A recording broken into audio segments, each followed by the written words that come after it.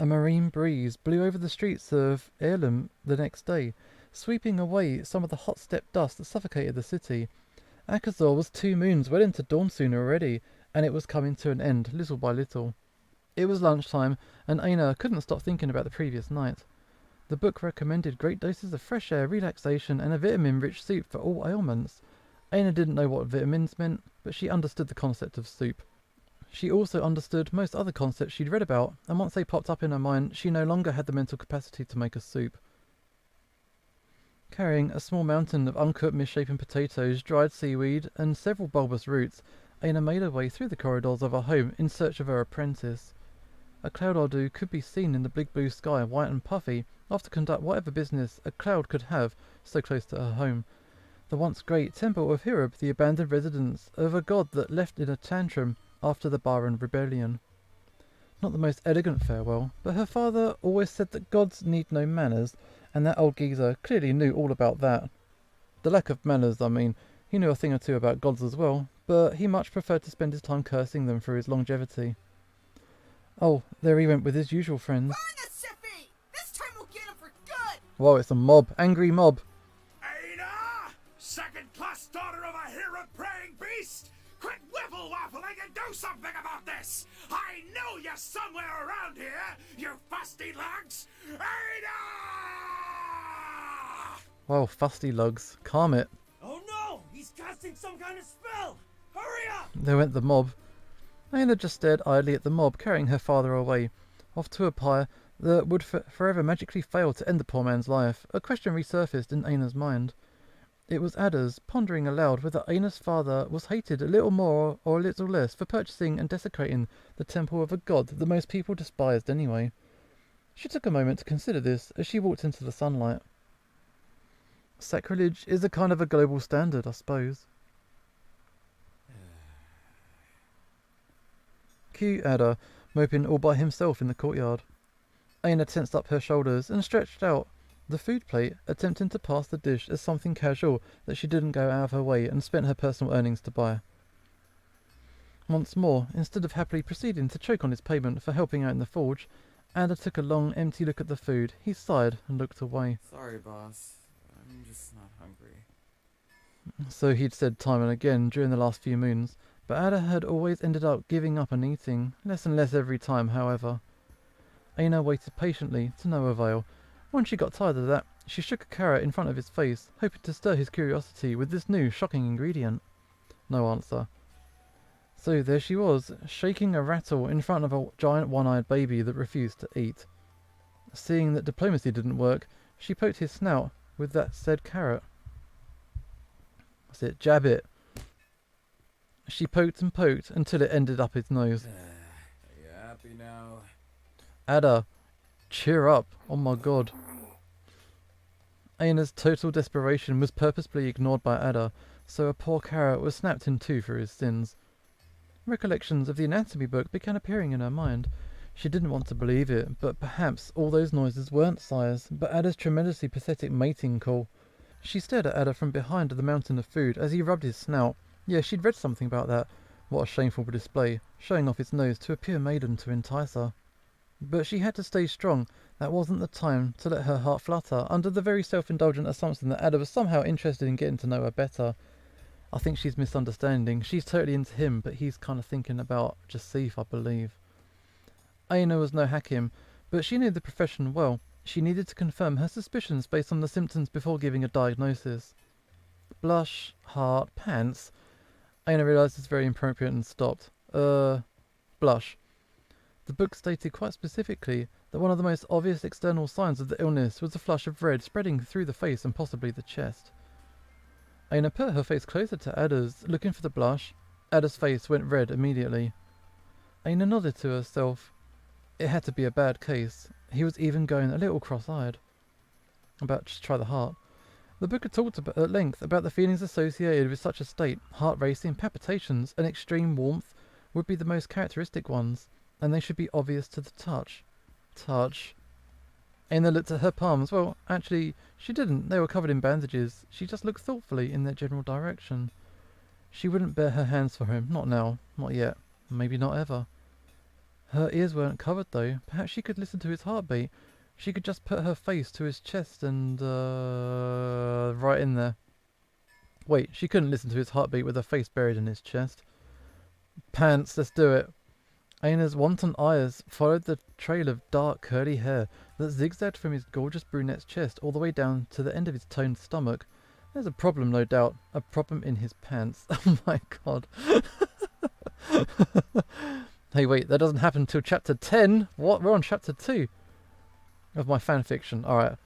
Eina was actually just thinking that Ader's pants were several sizes too wide for him. He'd lost a ton of weight since they first met. Living with only one meal a day will do that to you. He looked downright gaunt as of late. That's what I'll write anyway. Eina completed the examination and nodded, nose and ears twitching as she giggled to herself. Playing Hakim is great. Ran out of places to grope, you perv. What are you trying to say? Oh, Hirab, this could have been a very, very different book. Eina channeled her embarrassment and indignation in the way that was not deserved, but not uncalled for. Bam! There you go. Ader got a swift punch to his face, and, as was the norm for her, Eina ran away before she got the chance to see his reaction. Eina marched towards one of her usual hideouts atop a run-down temple walls, away from Ader's sights. She needn't run that far, he wasn't going to pursue her this time. Alone, with one of her potatoes and all of her weapons, Eina began rummaging through her pockets in search for a knife. There was never a lack of those on her person. She brought out one of her trusty daggers and focused all of her attention on cutting the potato into thinner and thinner slices. She wasn't wrong. There was just no way she was. She was older and wiser, and Ader was just being an idiot by refusing her help, of course. Hiding from the mob, little Tess? God damn it, giant tree man. Replying to Ilgrab wasn't precisely on Eina's list of priorities for the day. Ilgrab didn't expect otherwise. Don't worry, I took care of them. No need to thank me, of course. Okay, I won't. Wouldn't kill you, though. Okay, fine. Anyway, all that's left is putting out the fire. So, I was hoping Ader could give me a hand there. Where is the lab? He just got punched out, so I don't know. That was another question that didn't deserve an answer.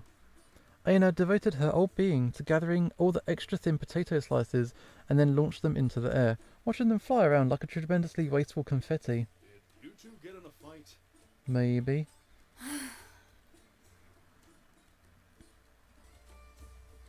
Eina led Ilgrab to the courtyard. There, where a peevish Ader sat by the fountain. He was rubbing his face as he stared at all the food by his He side. hasn't come back to his senses yet, huh? Nope. Hey, think it's your father's fault? I mean, I could leave him a little longer on the pyre to see if he learns his lesson. Don't you dare, you son of a wilted fur! Don't you dare, you son of a wilted fur! Meat face. I'll make a wardrobe out of you! They're the best of friends, these guys. Oh, bless your ears, Red. Oh my god. Eina shook her head, frustrated. The merchant hadn't said anything meaner than usual, but even if he had, Ader and Eina formed an unbreakable team. Nothing could harm them when they were together. They looked in Ader's direction once more. What are you doing? I won't pretend I've ever understood how Ader's mind works. You two worrywarts were made for each other. Eina's face turned red immediately.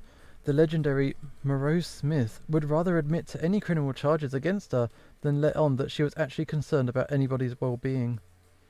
Ilgrab smiled and stepped forward before she had the chance to protest. However... Let me handle this. Okay, stomp on over. Addison, son of Garfaz of the Upper Field, you're under arrest! What? Oh my god, I'm sorry. I knew it was against the law, but I couldn't tell under. Please don't kill me. For worrying a precious little bee. Like, Eina, sweetie, give us a minute, will you? Ader!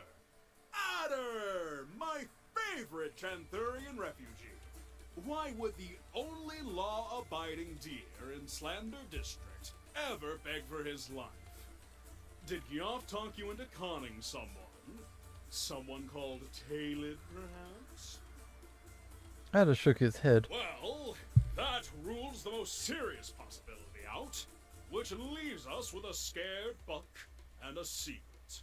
And you know that I'm only second to Eina when it comes to both. Start talking. Okay. I met this girl and she booped me and I got so nervous that I ran away and then I saw her again but her clothes were super short and it turned out we knew each other because I tried to save her once and She booped me. Alright. then she kissed me and she invited me to her room and it was super fancy and we had dinner. It was the best dinner ever and then she asked me if I was going to leave so soon and Oh! Say no more. So, you shed your antlers. That's no big deal. And most certainly not a crime. Though you know, fawns happen. You do know about that, right? Ader, I love you like a son, but please don't make me take on your father's actual educational duties. I know where fawns come from. That ain't... It's like the birds and the bees. Good. Then what could... Oh, of course. I should have known from the very first moment. Ader's eyes lit up slightly. Ilgrab let a heavy hand fall on Buck's shoulder as he took a deep breath. No matter how guilty you feel, cheating is not a crime. He didn't do anything, did he? What? I want you to know that I don't approve of what you've done, but I'm sure Elam will understand if you talk to her. I don't think anybody has these relationships with Eina or just Sif. I never cheat on Eina. I'd have to be courting her for that anyway. Exactly. Not? Of course not. Eina's too cool for that. She could be with anyone she wanted, because she's the strongest. I could never get a doe like her. But kid, she's not a... Oh. If a tree falls in the temple and there are 3 people to hear it, including the tree itself, does it make a sound? Yes. Yeah. He says doe. All right, kiddo. That's the end of the talk. Why don't you, go back to sulking in the corner or something? Ilgrab laughed awkwardly as Eina dragged him away. You're lucky I can't have you arrested, you unruly little beast. Rude. Yeah, of course. Mark your biggest ally. Oh, excuse me. That wasn't on purpose, I swear. Your greatest ally! I was just trying to help you. Forget that stupid argument. I thought I told you to tell him the truth already. Don't play the mute card with me. There's a million ways you could tell him. That boy's blinder than Pertok, but he'll find out sooner or later that you're lying to him. You want to wait till Eka is here? How do you think he'll react then? Okay, so there's a secret that we don't know about. Eina, we aren't like him. Like them. I know you care a lot about him, and so do I. I love the both of you. But keeping up the charade for so long is only gonna make the truth harder than it should be. Dear, have a life. And we're a part of it, of course, but there are just some things that we can never give them. Things they need in their short time on Dakna. No matter how much we love them. Ader is no exception to that rule. He's beginning to realize that you're not the son of his life, Eina. Take the whole night business out, and what do you have? He's just a boy with down-to-earth concerns. He wants a farm. He wants a family. He will move on one day and find those things. And we should be happy for him. Do you understand? There was some concept that Eina was acutely aware of, even if she herself didn't realise that.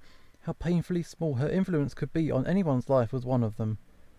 A few moments went by in complete silence as she contemplated the faces that had left her behind already. She had always been too eager to forget how rare company had been throughout her existence. Bearing the weight of such a thought, she finally nodded with her head low. Ilgrab's moustache turned down as his eyebrows rose. A million worried creases formed where his forehead should be. Great! Then do me a favor and take him somewhere nice tonight. Huh? You have to make sure to have fun together while you can. So go make up with him. Take him out tonight. Who knows? Maybe he'll loosen up and tell you what's going on after a few drinks. It's time to let him in or let him go. So you two better be smooshing faces together by the end of the night, okay?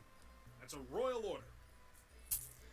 In an incredible display of dexterity, Ilgrab managed to produce a giant tree deer's handful of Doros from a bag on his belt, which he handed to the very flustered Eina as discreetly as he could. Satisfied with his act of generosity, he took a long glance around the forge, finally stopping to stare at the embers resting on the bottom of the furnace. And you can think of that as a tip. You know, so you can get to work on my order a bit faster. Eina looked at Ilgrab straight in the eye, not restless, not calm, even more silently than usual. She stretched out the hand holding the coins toward him. Fair enough. I should know better than to try to bribe a Tess. You guys are a prideful bunch. But hey, keep the money. I'm sure Ader could use a little, push in the right. Are you going to help me down or what? Red, I swear I'd let the mobs have their way with you if it wouldn't make your daughter sad. I'd like to see you try! Oh, I'm sure you would. He's right, though. I shouldn't leave him hanging like that. Good luck, Eina.